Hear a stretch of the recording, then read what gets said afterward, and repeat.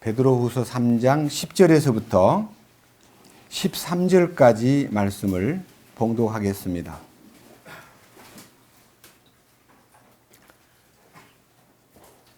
(3장 10절입니다)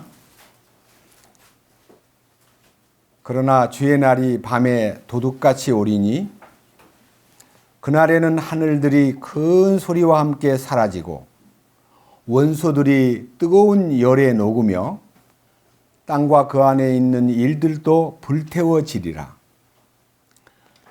그런즉 이 모든 것이 해체될진데 너희가 어떠한 사람이 되어야 마땅하겠느냐? 모든 거룩한 행실 속에서 하나님을 따르는 가운데 하나님의 날이 오는 것을 기다리고 서두르라.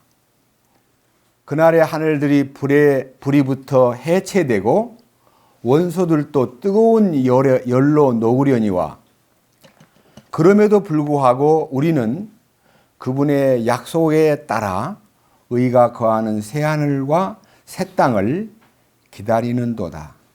13절 말씀까지 말씀을 읽었습니다. 다시 한번 기도드리겠습니다.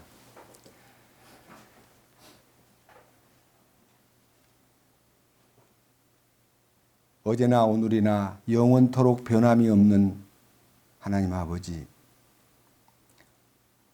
우리가 이 땅에 사는 동안 우리는 시간 속에서 과거가 있었고 또 현재가 있고 미래가 있지만 우리 주님께는 어제나 오늘이나 영원토록 동일하신 분이기 때문에 우리가 이 말씀을 대할 때 한정된 시간 속에서 지나고 우리가 이 말씀을 접하기 때문에 많은 이해의 부족에 의해서 혼돈이 있습니다. 그러나 주님께서 이 말씀을 통해서 하나님의 신비에 속한 비밀을 우리 개개인들에게 알려주시고 이 말씀에 눈을 뜸으로써 함께 이 말씀에 공명하고 감격해하고 이 말씀을 누리는데 부족함이 없도록 이끄시옵소서. 말씀을 전하는 자의 생각과 표현을 주장해 주시고 말씀을 듣는 모든 사랑하는 형제와 자매들에게 주님의 놀라우신 손길과 하늘에 속한 신비를 열어주시옵소서. 우리 주 예수 그리스도의 이름으로 기도드렸습니다. 아멘.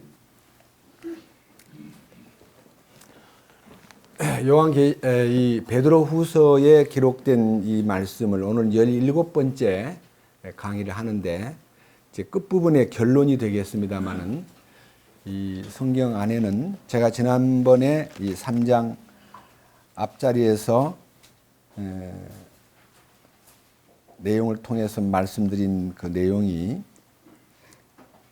거룩한 대언자들이 말씀하신 구약 성경과 구원자의 사도인 사도들로 인해서 우리에게 내린 명령을 우리가 어떻게 준수하고 어떻게 그 말씀을 명심하면서 하나님의 뜻에 합당하게 살아갈 수 있을 것이냐 하는 문제하고 또 이 세상 사람들은 재림의 날이 너무나 듣기 싫은 말 혹은 너무나 불안한 얘기이기 때문에 많은 분들이 거절하고 조롱하고 때로는 반발하는 그런 경향이 있다는 점을 말씀드렸습니다. 우리 믿는 사람에게는 환희의 날이요 영광의 날이 되기 때문에 우리는 기다리고 있지만 이 세상 사람들은 아무도 주님 오시는 것을 기다리지 않습니다. 그런데 오늘 제가요 베드로 사도가 이 3장 10절에 이하에서 13절까지 내용을 통해서 굉장히 긴 말로 한다면은요 주님 오시는 날에서부터 시작해가지고 주님이 새하늘과 새 땅을 다시 이렇게 시작하는 날까지는 1000년하고도 7년이 더 걸립니다. 이 1000년하고도 7년이 더 걸리는 시간 속에 일어나고 있는 일들을요, 이 세 절에다가 딱 이렇게 모아놨기 때문에 이 베드로후서 3장 10절 이하를 읽는 분들은요, 주님이 밤에 도둑같이 오신다는 것은 이해하지만 바로 그날에 하늘이 막 사라져버리고 원소들이 뜨거운 열에 녹아버리고 땅과 그 안에 있는 모든 일이 불태워진다면요 세상 막 왕창 끝나는 거 아니냐 이렇게 느낄 수가 있습니다. 그런데 여기 따르는 이 베드로의 이 표현은요, 3장 8절에 있는 우리 주님께는 하루가 천년 같고 천년이 하루 같다고 하는 이 한 가지 사실에 대하여 무지한 자가 되지 말라. 그러니까요, 하루가 천년 같고 천년이 하루 같은 분의 입장에서 볼 때에 그렇다는 거지, 우리는 시간 속에서 주님의 재림과 동시에 일어나는 사건에 대한 개요를 대강 말씀을 드리겠습니다. 첫째, 우리가 도둑같이 오시는 주님에 의해서 성도들을 이 땅에서 살짝 몰래 그 세상 사람들 누구도 모르게 불러내가지고 공중에서 주님을 영접하게 됩니다. 그것이 7년 어린 양 혼인잔치에 들어가는 겁니다. 근데 이 땅에서는 7년 대환란이라는 역사 속에서 너무너무 엄청난 사건이 벌어집니다. 근데 그 사건의 개요를 요한계시록 6장에서부터 요한계시록 19장 10절까지의 내용 속에요, 아주 세부적으로 순차적으로 이게 전개가 되는데, 이 내용들을 오늘 이 시간에 다 취급할 수는 없고, 여기에 베드로후서 3장 13절에 그럼에도 불구하고 우리는 그분의 약속에 따라 의가 거하는 새하늘과 새 땅을 기다린다 하는, 새하늘과 새 땅은 요한계시록 21장에 등장합니다. 요한계시록이 22장이 있는데요, 이 요한계시록 22장의 내용 가운데 개요를 이 사도 베드로의 얘기를 근거로 해가지고 한번 이렇게 잠깐 살펴보겠습니다. 1장부터 3장까지는 교회가 사도행전 2장에서 탄생돼 가지고 역사 속에서 이 교회가 어떻게 바톤을 쥐고 7개의 교회가 시대를 따라서 변화되면서 주님의 뜻을 따를 것인가 하는 교회의 역사가 요한계시록 1장에서부터 3장까지 기록되어 있습니다. 이제 개요를 말씀드린다면요, 에베소 교회는 속사도 시대, 사도들이 생존하고 있던 마지막 성경을 기록한 사도 요한이 생존해 있을 동안에 사도 요한이 에베소 교회에 계셨습니다. 그 에베소 교회에 점점 첫사랑이 식어가고 있는 그런 안타까운 현상을 지적해 주시면서 정말 첫사랑을 회복하라는 간절한 부탁을 하고 있는 교회가 에베소 교회 초대교회의 모습입니다. 그 다음에 서머나 교회라는 교회는요, 로마의 네로 황제 이후부터 10차례에 걸쳐가지고 엄청난 핍박 속에서 많은 성도들이 희생을 당하고 많은 성도들이 죽임을 당하는 쓰라린 일이 약 200년 동안 지속되었습니다. 견딜 수 없는 어려움이 있었지만 그들은 끝까지 지하의 땅굴에서 믿음을 지키면서 정말 인내했던 그 서머나 교회의 사랑받는 교회였습니다. 그러다가 서기 312년 콘스탄틴 황제가 로마 황제인데, 그 황제가 기독교를 공인하고 국교화시킴으로써 기독교가 인기 시대에 들어갑니다.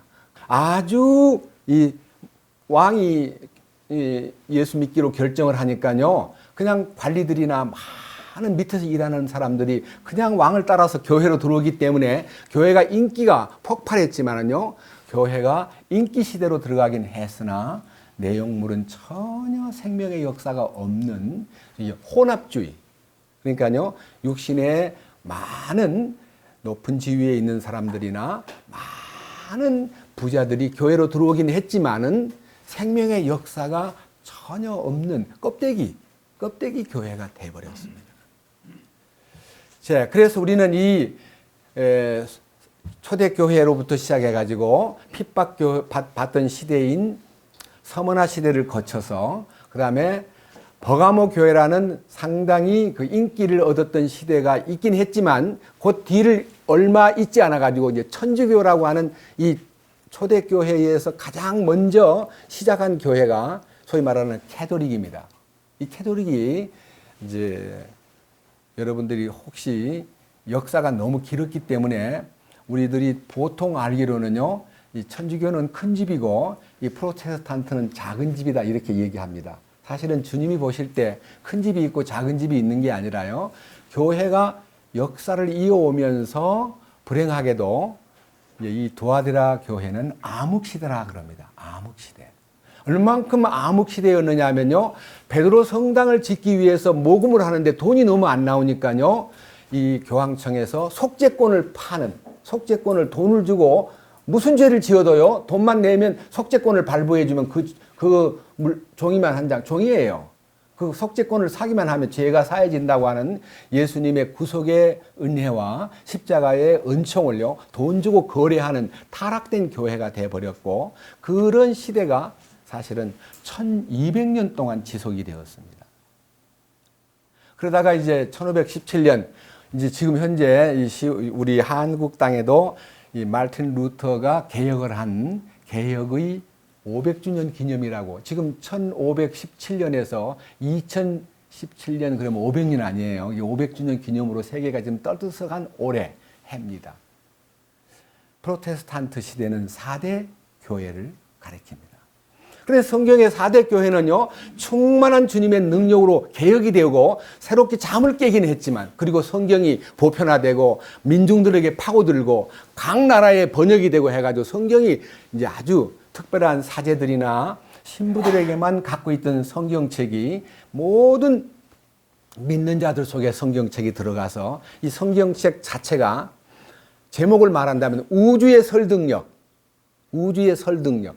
모든 우주 가운데 있는 모든 것을 다 하나님 말씀으로 다 감동을 시키고 감화시키고 변화시키는 설득력이 있기 때문에 그 중에서 인간 전체의 역사 속에서 이 가장 위대한 책, 설득력을 갖고 있는 책, 감화력이 있는 책, 변화를 시키는 책, 인생을 바꿔주는 책, 이런 책으로 역사 속에서 출현되기 시작했습니다. 그렇게 된 해는 500년밖에 안 됩니다. 우리 한국 땅에도 지금 이제 이 성경책이 굉장히 많은 사람들에게 퍼져가지고 더군다나 이제 한국의 성소공회는요, 세계 여러 나라에 이 성경 번역을 해가지고 인쇄하는데도 이 성경책을 수출하는 일까지도 한국에 있는 성소공회에서 함께 사업차 하고 있습니다. 자, 그런데 이 사대교회의 특징은 살았다 하는 이름은 가졌으나 실상은 죽은 자고 나와 함께 흰옷을 입고 다니는 사람이 몇 명이 안 된다 그랬습니다. 몇 명이 안 된다. 수천 명이 안 된다. 그 말이 아니고 몇 명이 안 된다. 시대에 따라서 물론 나타나긴 하지만은요. 생명을 갖고 주님의 크신 능력 안에 붙들림 받은 신부될 자격을 갖춘 사람이 몇 사람이 안 된다. 그 말입니다. 그 사대교회의 특징입니다. 그 다음에 지금 우리가 살고 있는 이 시대는요, 마지막 이제 빌라델피아 시대를 거쳐서 마지막 라오디게아 시대인데, 빌라델피아 시대가 이 중세 성교의 꽃을 피우던 형제 사랑이 가장 풍성하고 주님의 그 거룩하신 뜻이 구현되면서 정말 주님을 기쁘시게 한 교회가 서머나 교회와 그 시대 이후에 이 빌라델피아 교회 시대가 성교가 크게 나타났던 시대인데, 그때 그 나타난 내용이 뭐냐면 십자가의 신비, 부활의 능력입니다. 십자가의 신비, 예수님의 피로 제사함 받은 것만 알고 있던 사람들이 십자가 속에 담긴 이 인생의 근본적인 죄성과 이 죄의 뿌리를 완전히 다 제거하고 변화된 하나님의 본성에 참여하는 축복이 부활 능력으로 나타나고 그 다음에 승천의 자리까지 바라볼 수 있는 상속권에 눈을 뜬 사람들이 중세시대에 변화받은 사람들이고, 그것이 오늘날 우리에게까지도 전달된 것에 대해서 진심으로 감사를 드립니다. 사대교회의 특성은 7개의 교회 중에서 남아있는 교회가요, 두아디라 교회하고 사대 교회하고 빌라델피아 교회 이 3개만 남아있고 다른 교회는 보이지 않습니다.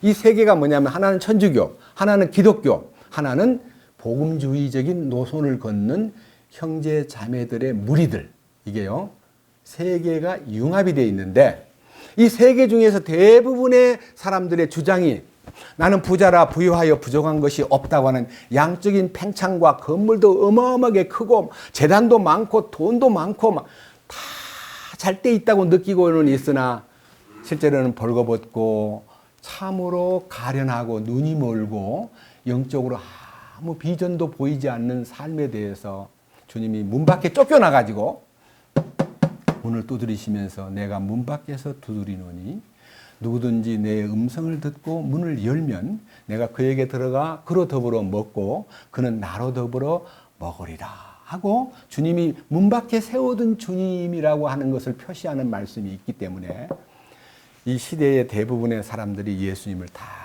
문 밖에 내쫓아버리고 주인공이 없는 크리스마스. 여러분, 크리스마스는 주인공이 예수님이어야 되는데 예수님 없는 생일 파티를 열어놓고 이 객들끼리 막 즐기고 거기서 선물 교환하고 거기서 막 자기들이 기분 내는 날입니다. 근데 진정한 크리스마스는 주님이 우리 안에 오셔서 생명을 나타내실 때에 주님을 기쁘시게 하는 참된 주님을 높이는 사람들이 몇 사람이 안 된다는 것을 성경에서 볼 수 있습니다. 그 다음 이제 계시록 4장에서부터 5장은 천상으로 초대받은 사도 요한의 얘기인데요. 사도 요한이 하늘에 들림을 받아가지고 주님 앞에 가서 거기서 하나님이 보여주는 미래의 많은 계획과 비전을 이제 쫙 보여주는데 그 기간이 얼마냐면요. 1007년 동안 일어날 일들을요. 이 사도 요한이 다 하나님이 보여주는 것을 그대로 받아 써가지고 그 들은 바, 본 바를 다 써서 이거를 교회에다가 편지로 보내라 했는데 그 편지를 보낼 때의 대상자는 아시아의 7교회였는데 그 교회가 우리에게까지 이것이 전달된다는 것은요. 그 7교회 안에 우리들도 포함되어 있다는 것을 보여주는 것입니다. 자, 요한계시록 4장을 하나 보겠습니다.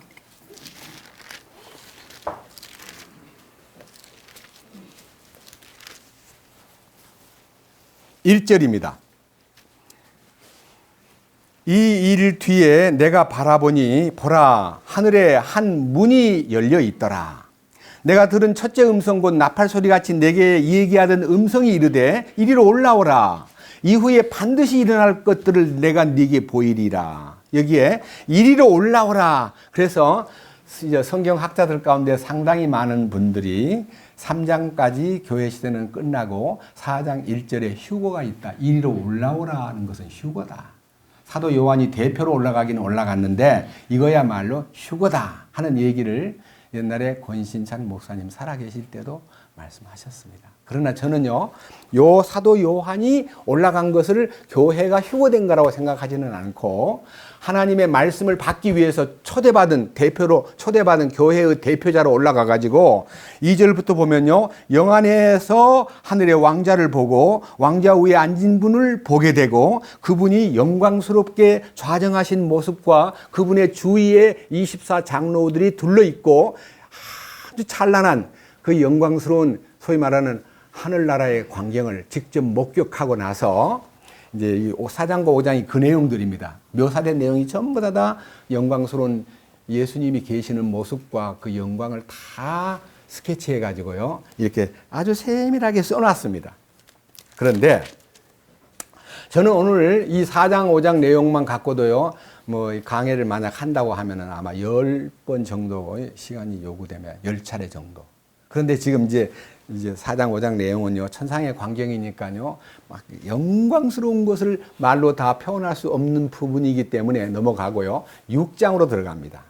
6장부터 심판이 시작되는데, 6장에 나타나 있는 6장 2절에 흰말이 나타나고, 6장 4절에 붉은 말이 나타나고, 6장 5절에 검은 말이 나타나고, 6장 7절에서 8절까지 창백한 청황색 말이 나타나는데 이 봉인이 열리면서 계약서의 봉인이 이렇게 뜯어지면서 봉인을 열 때마다 하나님의 계획이 열리는데 이 계획 가운데 가장 무서운 계획이 그날에 주의 날이 도적같이 어리니 그날에 하늘이 큰 소리로 떠나가고 땅과 그 안에 있는 모든 만물이 해체가 되리라 하는 얘기 중에 일부분이 나타나는데 6장 8절에 이에 내가 바라보니 보라 창백한 말이라 그 위에 탄 자의 이름은 사망인데 지옥이 그와 함께 따라다니더라. 그들이 땅의 4분의 1을 다스릴 권능을 받아 칼과 굶주림과 사망과 땅의 짐승들로 죽이더라. 여기에 4분의 1이 다스릴 권능에 의해서 칼과 굶주림과 사망으로서 사람을 죽이는 얘기가 나오는데 여기서 사람이 얼마나 죽을지 모르는데 성경학자들은 이때에 적그리스도가 출현해가지고 초기에 이 지상의 인구 중에 4분의 1이 죽는다 그런 얘기를 합니다. 여러분 4분의 1이라는 게 제가 말씀을 드립니다. 그냥 더 이상 많은 숫자를 더하지 않고요. 인구를 70억, 지금 현재 인구를 70억으로 따져가지고 4분의 1 그러면요 28억입니다. 맞죠? 맞습니까? 4철은 28. 4분의 1 아니에요. 28억.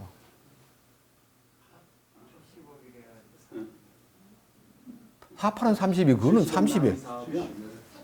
아니, 4분의 1 하면 70억 나누기 4 하면 뭡니까? 18억. 예, 28억이 아니고, 미안합니다. 18억. 어마어마한 숫자가 죽습니다. 이게, 우리 인간이요, 제가 이제 백과사전에 들어가서 보니까요, 1차 대전, 1904년에 일어난 1차 대전 때요, 군인만 1000만 명이 죽었습니다. 그리고 2차 대전 때는 군인만 1700만 명이 죽고 민간인까지 합쳐서 5천만 명이 죽었습니다. 2차 대전 때 5천만 명이 죽었대요. 근데 이 주님이 오신 후에 교회는 들려 올라가 버리고 이 지상에 7년 대환란이 벌어지면서 전반절에 4분의 1이 죽임을 당하는 사건이 생기고요. 너무너무 놀라운 것은요. 그 당시 보세요. 12절. 6장 12절 그분께서 6째 봉인을 여신 뒤에 내가 보니 보라 큰 지진이 나며 해는 머리털로 짠 상복같이 검게 되고 달은 피같이 되며 하늘의 별들은 무화과나무가 강풍에 흔들릴 때 설익은 무화과가 떨어지는 것 같이 땅에 떨어지고 하늘이 두루마리같이 함께 말리는 것처럼 말려 떠나가며 모든 산과 섬들도 그들의 자리에서 옮겨지매 땅의 왕들과 위대한 자들, 부자들, 총대장들, 용사들, 모든 남자 노예든 모든 자유로운 남자든 동물과 산들의 바위들 속에 숨고 산과 바위들에게 이르되 우리 위에 떨어져 왕좌에 앉으신 분의 얼굴에서와 어린 양의 진노에서 우리를 좀 숨겨다오. 그분의 진노의 큰 날이 이르렀으니 누가 능히 감당하리요. 이런 환경이 나타나는 거예요. 그러니까요, 하나님이 이 땅에 우리를 데리러 올 때는요, 인자한 얼굴로 신랑으로 오셨지만요, 사람들에게는, 이 믿지 않는 사람에게는요, 심판주로 멸망을 선포하는 분으로 오시기 때문에 그 어린 양의 얼굴이 얼마나 무섭게 보이는지 그 얼굴에서 우리를 좀 가려달라고 바위 틈에 숨어서 부르짖는 광경이 나타납니다.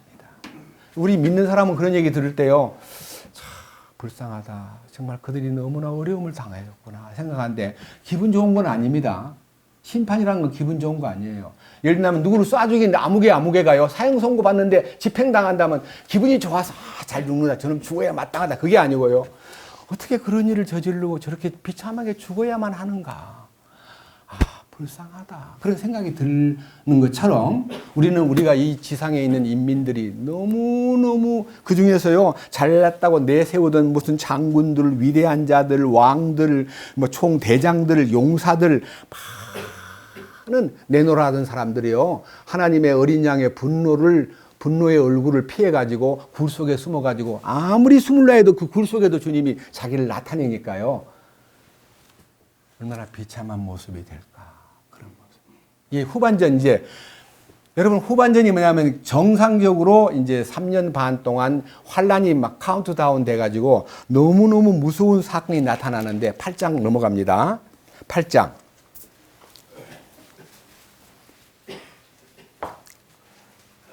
7절입니다. 8장 7절에 이런 말이 있습니다. 첫째 천사가 이제 나팔을 부며, 이거는 나팔 부는 이제 재앙인데요. 재앙이 색깔이 있습니다. 첫째는 봉인을 떼한 재앙과 나팔 부는 재앙과 진노의 병에다가 진노를 쏟아붓는 이 세 가지, 21가지 재앙이 있는데 그 중에 나팔 부는 심판이 있는데 첫 천사가 나팔을 부는 순간에요.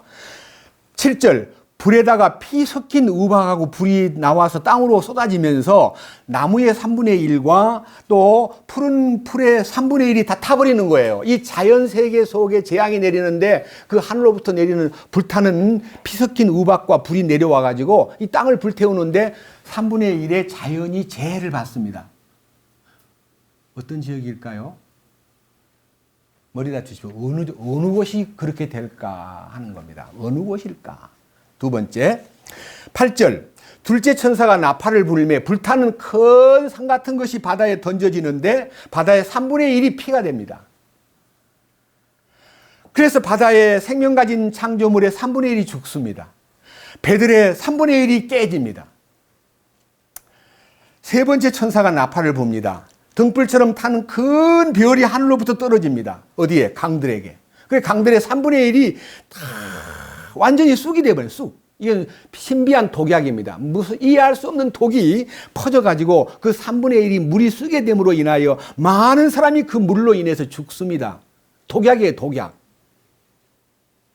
그 다음 마지막 12절.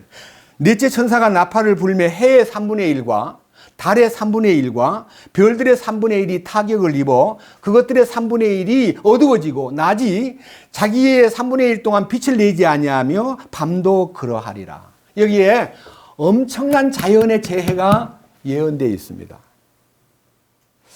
야, 어떻게 바다의 3분의 1이, 강물의 3분의 1이, 수풀의 3분의 1이, 해와 달과 별들의 3분의 1이 이게 뭔 얘기일까? 엄청난 얘기입니다. 이게 이제 베드로 사도께서 응축시켜 가지고요. 한 단어 속에다가 하늘은 사라지고 이 땅의 것은 불태워지고 해체될 것이니 원소가 분해되리라. 이 말을 한 것은요. 이 사도 요한이 본 내용들이 베드로가 떠난 후에 계시를 받은 것이기 때문에 베드로가 이 내용을 알고 얘기한 거 아닙니다. 하나님의 계획이 우리 교회가 떠나버린 이후에 이 지상에 무슨 일이 벌어질 것인가를 알고 있기 때문에 약간이나마 알고 있기 때문에 그 3절 속에다가 아까 얘기했던 베드로 후서 3장 10절에서 13절까지 내용을 다 이렇게 표현한 겁니다. 더 놀라운 것은요. 자, 이제 9장으로 갑니다. 9장 5절입니다. 또 그것들은 그들을 죽이지 말고 그들에게 5달 동안 고통을 주라는 명령을 받았는데 그것들이 주는 고통은 마치 전갈이 사람을 쏠 때에 주는 고통과 같더라. 그날에는 사람들이 죽음을 구하여도 그것을 찾지 못하겠고 죽기를 바라나 죽음이 그들을 피하리로다. 이 인류에게 막 전갈을 보내가지고 전갈이 쏘는 고통을 인간에게 다 주어가지고요. 5개월 동안 죽고 싶어도 못 죽게 만드는 하나님이 죽는 거 자살 금지를 시켜버리는 거예요. 못 죽게.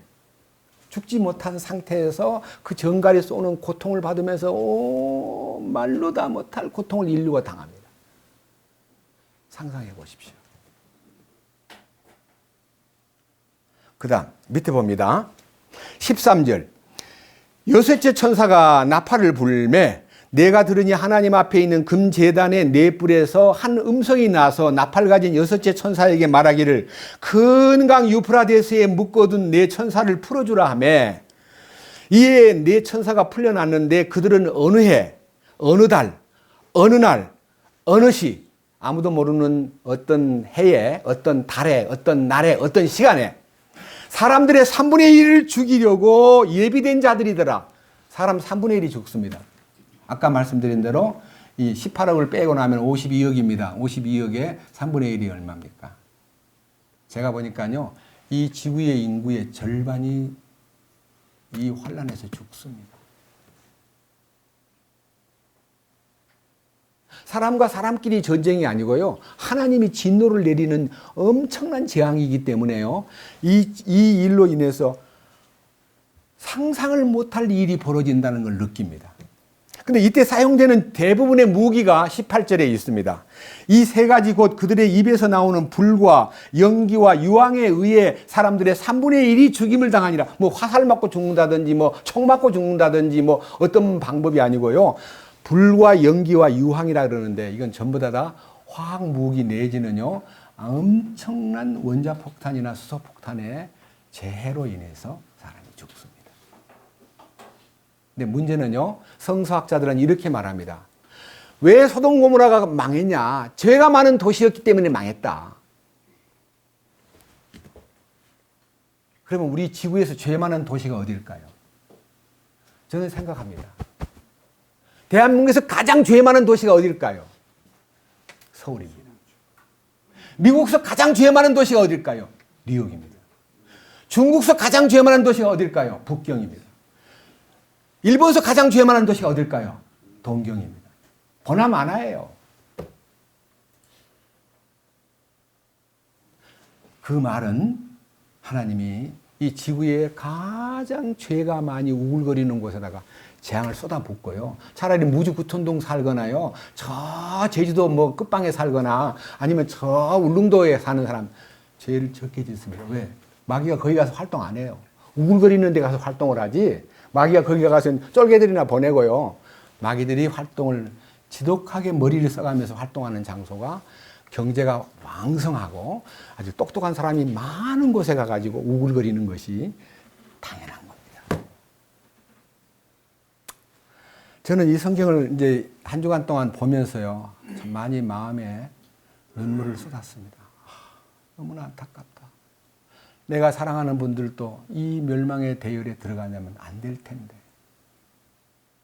사도 베드로가 이 말을 한 내용을 보면서 거기에 들어가지 않으려면 거룩한 행실 속에서 하나님을 따르는 자가 돼야 된다 하는 많은 말도 안 해요. 선한 사업을 하라, 뭐 남들을 구제하라, 착한 사람, 착한 행동을 하라, 뭐 이런 거 아니고요. 거룩한 행실 속에서 하나님을 따르는 가운데서 그날을 기다리는 사람이 되라. 이렇게 짤막하게 얘기했더라고요. 너무나 혹독한 얘기를 뒤에 한번 넘겨가지고요. 16장으로 가서 보겠습니다. 16장.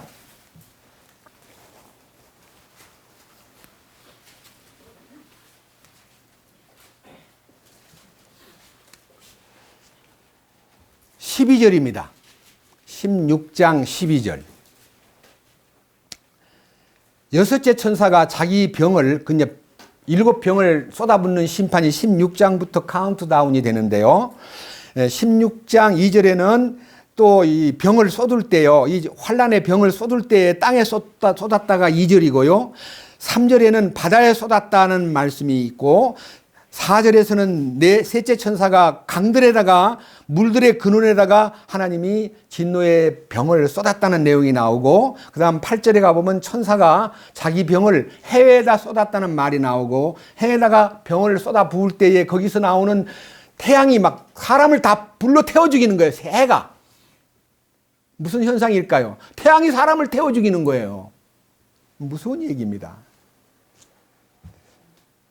지금 12절에는 유브라데 강에다가 진노를 쏟아붓는 순간에 그들이 어떻게 이루어지느냐 하면요. 자, 17절. 일곱째 천사가 자기 병을 공중에 쏟아 부음에 큰 음성이 하늘의 성전에서 왕자로부터 나서 이르되 다 이루어졌도다 하더라. 음성들과 천둥들과 번개들이 있었고 또 큰 지진이 있었는데 지진이 얼마나 크고 강력한지 사람들이 땅에 있은 이래로 그와 같은 것이 없었더라. 그 큰 도시가 세 조각으로 갈라지고 민족들의 도시도 무너지며 또 큰 바벨론이 하나님 앞에 기억되어 그분께서 그녀에게 자신의 맹렬한 진노의 포도즙 잔을 주시니라.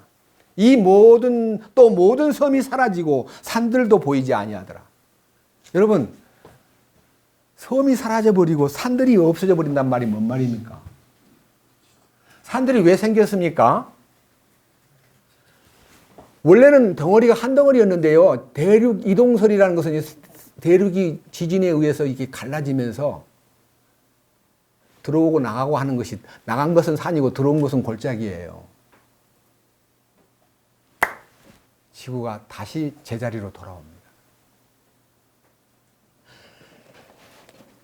이 엄청난 얘기가요, 1007년 사이에, 그러니까 교회가 깜짝같이 주님 오시는 혼인잔치로 들어간 사이에 이 지구에서 일어날 대변동이요. 자, 넘겨보세요. 이제는 19장으로 갑니다. 19장. 14절.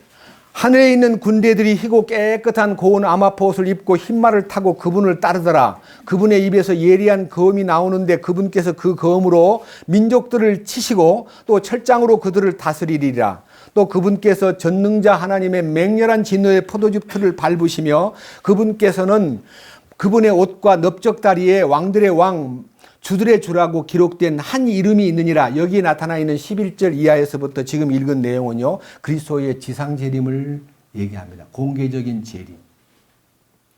7년 후에 이 땅에 그분이 성도들을 데리고 내려오는데요, 대부분 다 이 표현에 의하면 말 타고 내려온대요. 흰 말을 타고.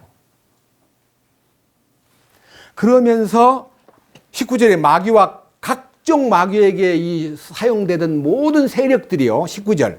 또 내가 보면 그 짐승과 땅의 왕들과 그들의 군대들이 함께 모여 말 타신 분과 그분의 군대를 대적하여 전쟁을 하더라. 짐승이 잡히고 또 그 앞에 기적들을 행하던 거짓 대언자도 그와 함께 잡혔는데, 그는 짐승의 표를 받은 자들과 그의 형상에게 경배하던 자들을 기적들로 속이던 자들이라. 이 둘이 산채로 유황으로 불타는 불호수에 던져지고, 그러니까요, 완전히 그들을 끌어다가요, 지옥에다가 그냥 산채로 던져버리는 광경이 나오는데, 그때 20장 1절부터 천년 왕국이 오픈됩니다.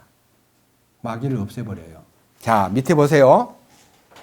1절, 20장 1절. 또 내가 보니 한 천사가 바닥 없는 구덩이의 열쇠와 큰 사슬을 손에 들고 하늘로부터 내려와 마귀요 사탄인 그 영, 곧 저 옛뱀을 붙잡으니라. 그가 그를 붙잡아 1000년 동안 결박하여 바닥 없는 구덩이에 던져 넣어 가두고 그 위에 봉인을 하여 1000년이 찰 때까지는 그가 더 이상 민족들을 속이지 못하게 하니라. 그 뒤에 그가 반드시 잠시 동안 풀려나리라. 천년왕국이 시작되면서 마귀는 무적행, 밑이 바닥이 없는 구덩이에다가 가둬가지고 딱 임봉을 해버리고요, 못 나오게 하고요, 이 지상에는 마귀 없는 세상이 됩니다. 언제까지? 천년왕국 기간 동안. 그리고 지상에서 살아남은 자가, 아까 말한 대로 절반가량 살아남은 자가요, 주님의 놀라운 처방에 의해서 동시에 모든 핵재앙과 모든 지구에 내렸던 엄청난 핵기후를 걷어내고요, 새 창조를 시작합니다. 그것이 주님이 이 지상에 나타내는 지상 천년 왕국의 계시입니다. 거기에서 일어나고 있는 놀라운 일들이요, 이 말씀 속에서 나타나는데, 21장 1절, 내가 새하늘과 새 땅을 보았으니 이는 처음 하늘과 처음 땅이 사라졌고 바다도 다시는 있지 아니하였기 때문이더라. 이것은요, 천년왕국이 끝난 다음에 일어나는 일입니다. 그러면 천년왕국이 끝나기 직전에 어떤 일이 벌어지느냐? 마귀가 천년왕국이 딱 끝난 기간 동안 노입니다. 노임은 무슨 일을 하느냐 하면요, 7절, 20장 7절, 그 천년이 찼을 때에 사탄이 노입니다. 감옥에서 풀려납니다.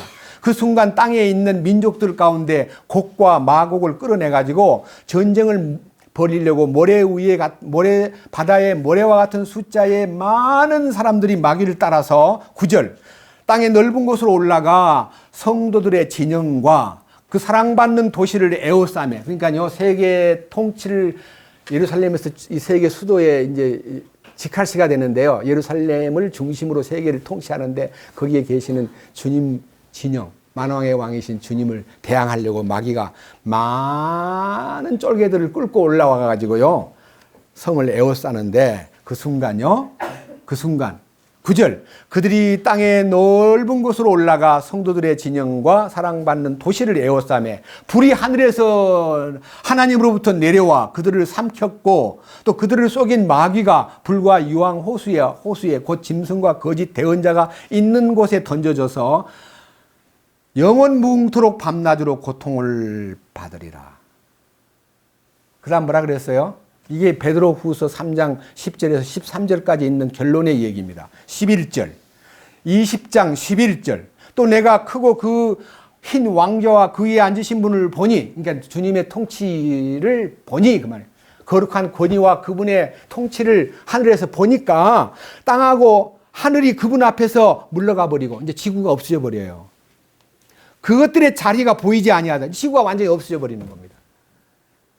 그리고 그 땅에서 참으로 구원받은 성도는요, 21장에 있는 새 예루살렘으로 옮겨집니다. 이 영원한 새 예루살렘이 하나님의 목적입니다. 새하늘과 새 땅이 하나님의 목적지입니다. 제가 지금 이 말씀을 드리는 가장 큰 이유는요, 하나님의 목적지가 새하늘과 새 땅입니다. 그것이 하나님의 경영입니다. 그런데 지금 중간 과정에서 이런 하나의 과정이 있습니다. 여러분, 빵 하나를 만드는데도 그냥 빵이 푹 튀어나오는 게 아니고요.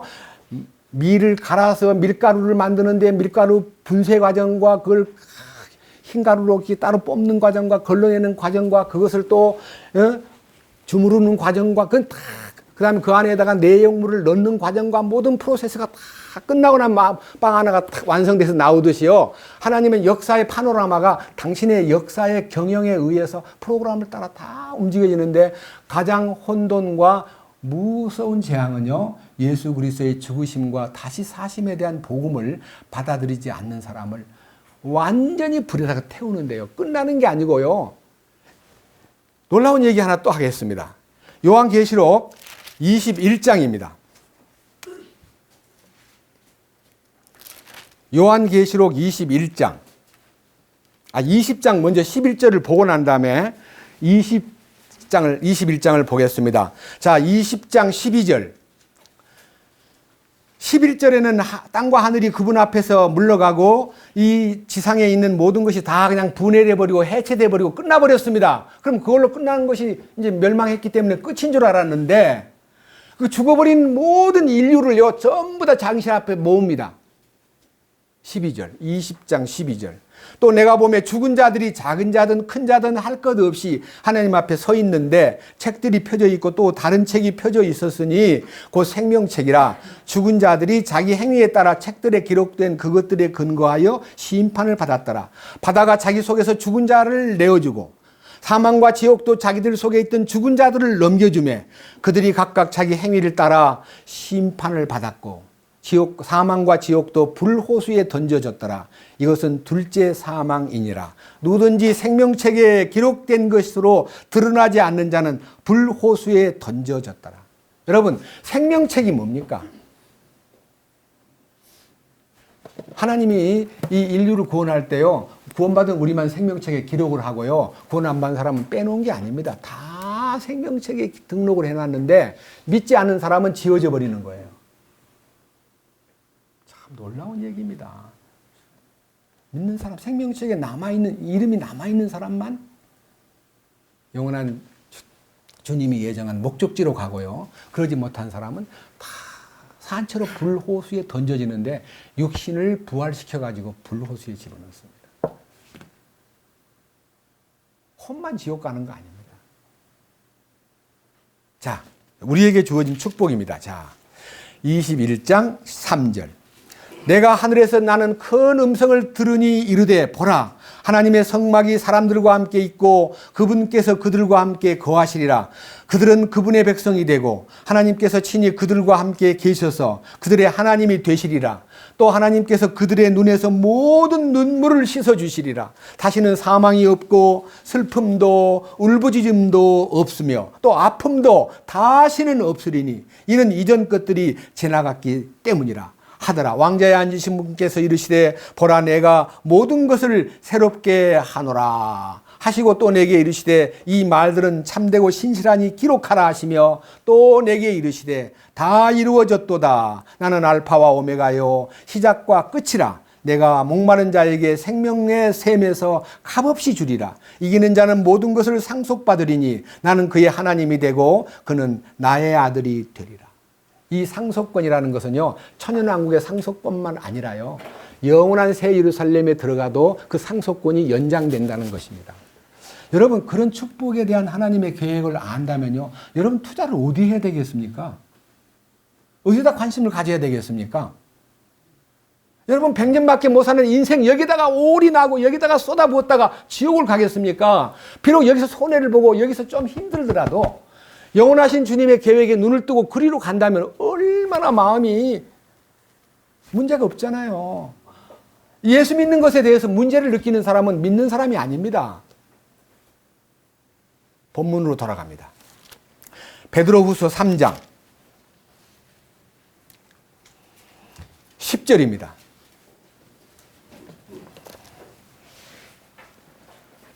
그러나 주의 날이 밤에 도둑같이 오리니, 이건 교회의 휴거입니다. 그날에는 하늘들이 큰 소리와 함께 사라지고 원소들이 뜨거운 열에 녹으며 땅과 그 안에 있는 일들도 불태워지리라. 그런즉 이 모든 것이 해체될진데 너희가 어떠한 사람이 되어야 마땅하냐? 모든 거룩한 행실 속에서 하나님을 따르는 가운데 하나님의 날이 오는 것을 기다리고 서두르라.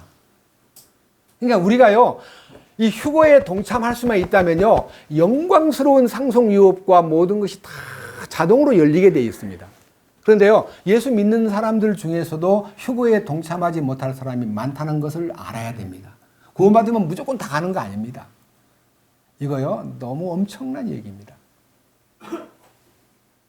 다시 주님 오실 때를 대비해서 다시 오시는 주님이 누구를 데리러 오는가에 대한 얘기를 말씀해서 선포하겠습니다. 히브리서 9장. 바로 앞으로 조금 더 넘겨가지고 히브리서 9장은 339페이지에 있습니다.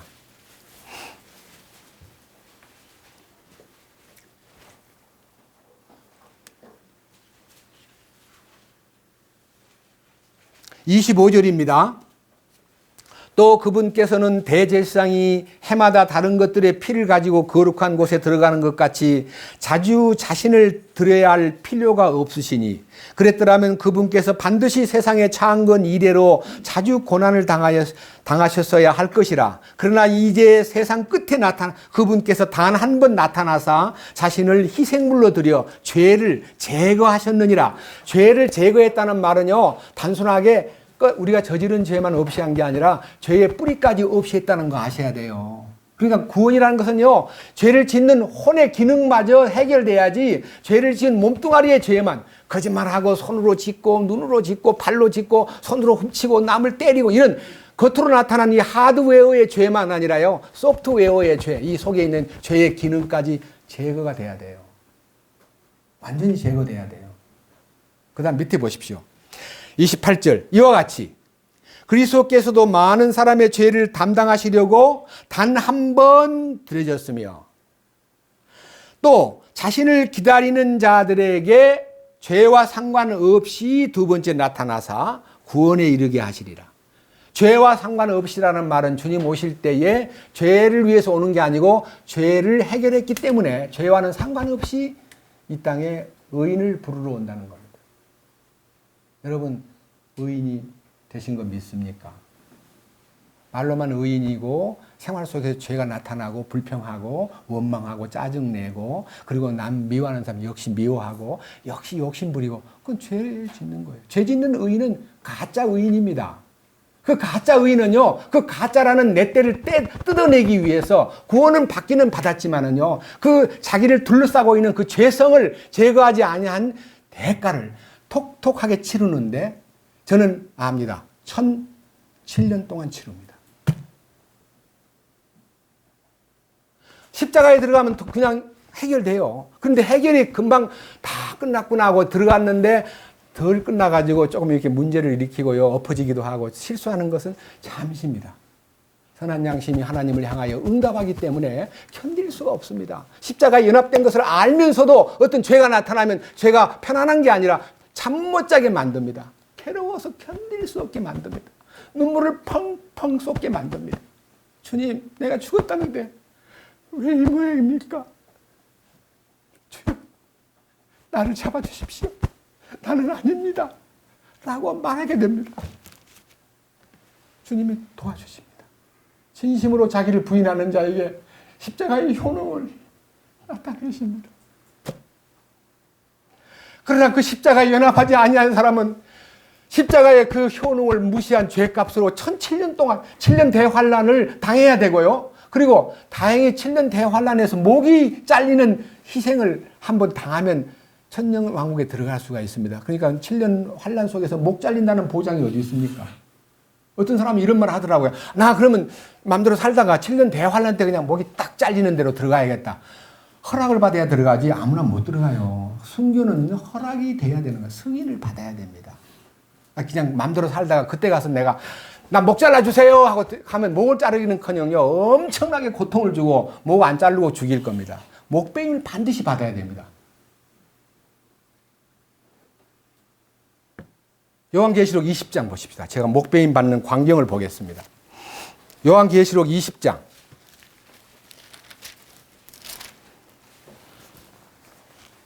4절 또 내가 보니 왕자들과 그것들 위에 앉은 자들이 있는데 그들에게 심판이 맡겨졌더라. 또 내가 보니 예수님의 증언과 하나님의 말씀으로 인하여 목 베인 자들의 혼들이 있는데, 목을 베임 받은 사람은 두 가지, 예수님의 증언과 말씀으로 인하여 목 베인 혼들이 있는데, 그들은 짐승과 그의 형상에게 경배하지도 아니하고 자기들의 이마 위에나 손안에 짐승의 표를 받지도 아니한 자들이더라.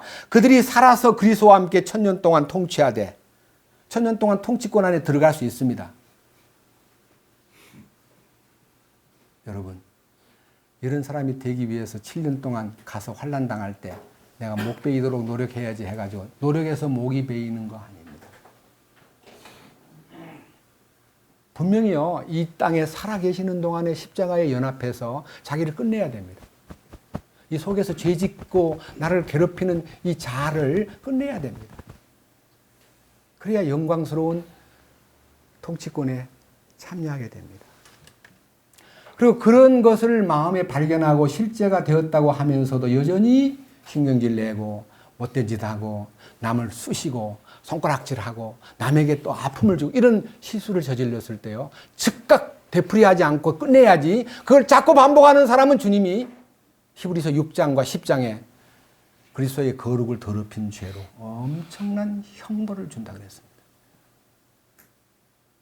저는요, 이 말씀을 읽으면서 많이 눈물을 흘렸습니다. 수십 년 동안 사귀던 친구들, 형제자매라고 그렇게 좋아하던 친구들이요, 이 말씀을 모르고 있습니다. 어떻게 하면 그들에게 이걸 알려줄 수 있을까? 주님, 길을 열어주십시오. 난 죽더라도 그 일을 그들에게 전할 수 있도록 해주십시오. 마음대로 행동을 못해서 그렇지 간절한 마음입니다.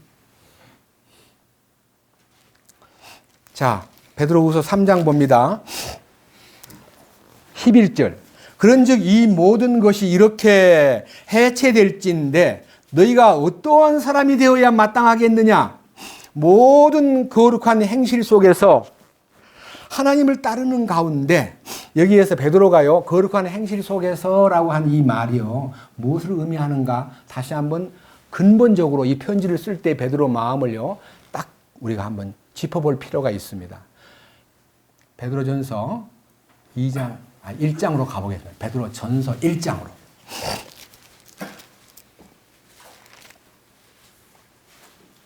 13절. 그러므로 너희 마음의 허리를 동이고 정신을 차려 예수 그리스도께서 나타나실 때에 너희에게 가져오실 그 은혜로 인해 끝까지 소망을 가질지니라. 그러니까 주님 오시기를 고대하는 사람이라면, 주님 오시기를 진정으로 원하는 사람이고 정말 주님의 그 놀라운 상속 유업에 동참하기를 원한다면은, 첫째, 마음의 허리를 동이고 정신을 차리라. 정신 차려야 됩니다. 정신 차린다는 말은요, 생각을 바꾸는 걸 얘기합니다. 야, 내가 이렇게 살아서는 안 되겠구나. 내가 지금까지 미치경이 짓을 했구나. 내가 바보 짓거리를 했구나. 이건 아니구나. 정신을 딱 차리는 것은요, 돌아서는 겁니다. 그러면서 뭘 봐야 되냐면 자기 지난날의 행실을 봐야 됩니다. 14절. 너희는 순종하는 자녀로서 정신 차리지 못할 때에 알지 못함으로써 이전 정욕들에 따라 너희 자신을 꾸미지 말고. 우리 대부분 다 이 위선자로 많이 살았습니다. 꾸미고 살았습니다. 말도 꾸미고 살고, 속에도 막 우르르 속에서 막 올라나오면서도 겉으로는 막 반가운 척하고 악수하고 사랑한다고 말하고 위선자로 살았습니다. 자기를 꾸몄습니다. 겉과 속이 달랐습니다.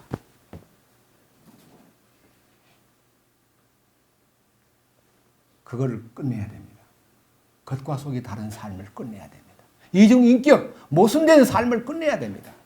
그리고 15절에 이렇게 말씀하셨습니다. 오직 너희를 부르신 분께서 거룩하신 것 같이 너희도 온갖 종류의 행실에서 거룩할지니라. 모든 행동에서 거룩하라. 내하고 친한 사람한테만 거룩을 나타내고 내하고 안 친한 사람은 그대로 행동하는 건 금합니다. 모든 사람 앞에 거룩을 나타내야 됩니다. 그리고 16절, 내가 거룩하니 너희도 거룩하라 하셨느니라.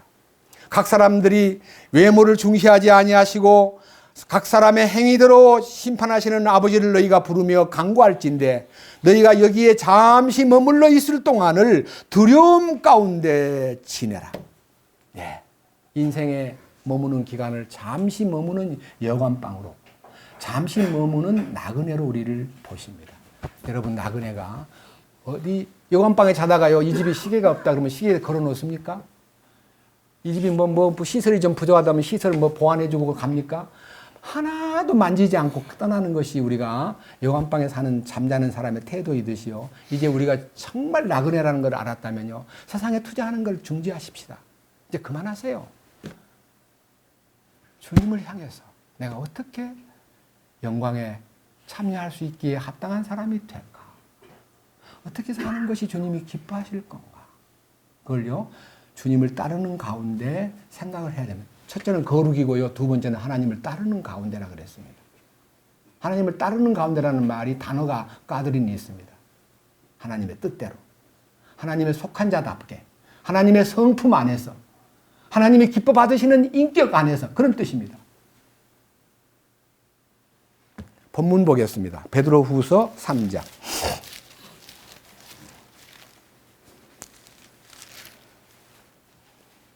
12절. 하나님의 날이 오는 것을 기다리고 서두르라.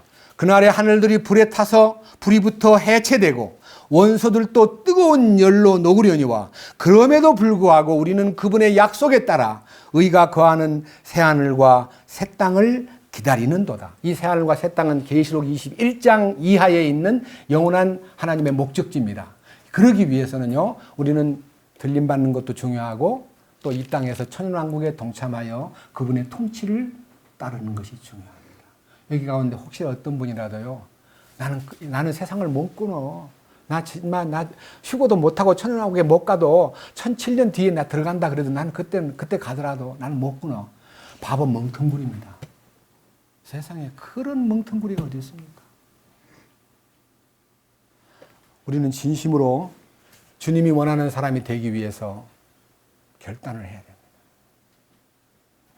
그 결단의 내용이 여기 14절입니다. 그러므로 사랑하는 자들아, 너희가 그러한 것을 기다리나니, 주의 날을 기다리고 혼인잔치를 기다리고 천연왕국을 기다리고 새하늘과 새 땅을 기다리는 사람일진데 너희는 너희 인격에 점도 없고 흠도 없이 화평 중에 그분께 발견되기를 힘쓰라.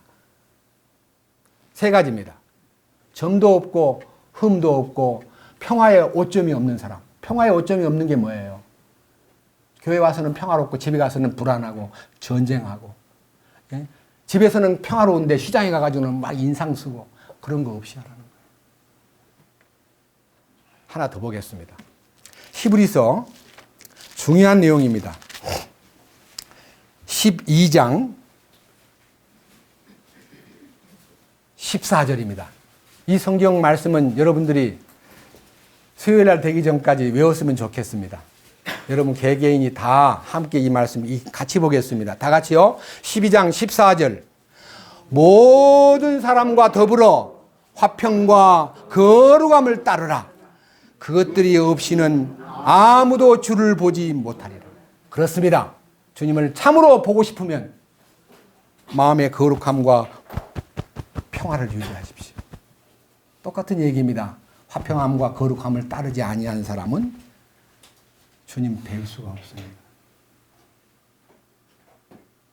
여러분 마음에 누군가가 거리끼는 사람이 있으면, 나 때문에 상처 입은 사람이 있으면, 나 때문에 속상한 사람이 있으면 찾아가서 무릎을 꿇는 것이 주님의 뜻입니다.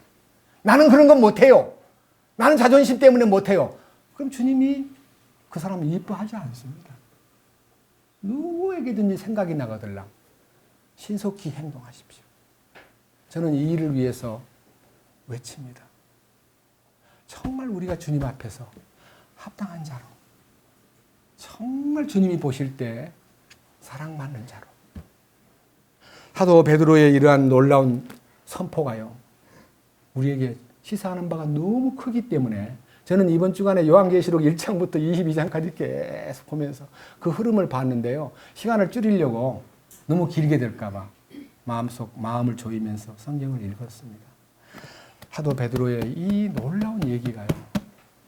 휴거 받자마자 막 지구가 막 팍 꺼져버리고 그거 아닙니다.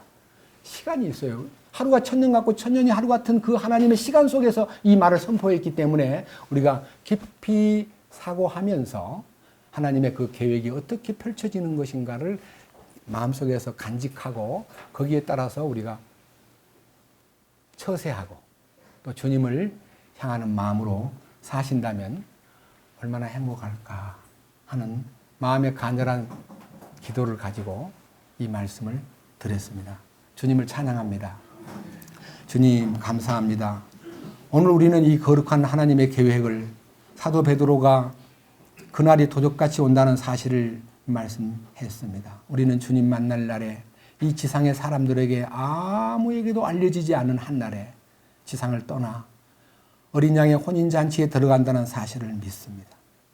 우리가 떠나버린 다음에 지구는 혼란한 중에 공고할 터이지만은 이상한 사탄의 세력에 의해서 거짓 평화가 사람들에게 나타나서 그 어려웠던 순간을 평정시키고 잠시 평화로워진 줄 알았는데 3년 반부터는 대환란이 일어나 지구의 자연의 3분의 1, 바다의 3분의 1, 배들의 3분의 1, 사람의 3분의 1, 강물의 3분의 1 다 부서지고 멸망당하는 엄청난 하나님의 진노가 나타나는 사건과 하나님이 정한 그 년, 그 해, 그 달, 그 월, 그 시에 사람 3분의 1이 유프라데스 강가에 던져진 하나님의 진노의 병에 의해서 죽임을 당하는, 그래서 지구의 인구의 절반이 죽임을 당하는 사건이 벌어지고 그 죽임 당한 것으로 끝나면 좋으련만 그들을 다시 부활시켜 영원히 불붙는 불호수로 던져 넣는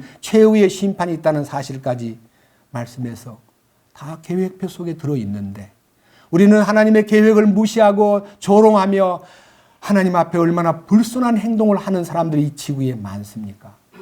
주여 그들을 불쌍히 여겨 주시고 우리는 이 땅에 살아있는 동안 이 놀라운 하나님의 계획을 세상 사람들에게 부끄럽지 않게 당당하게 알리는 선포자로 증언자로 때를 얻든지 못 얻든지 이 복음을 위해서 자신을 정말 사람들에게 할애하는 사람이 되도록 이끄시옵소서. 우리 주 예수 그리스도의 이름으로 기도드렸습니다. 아멘.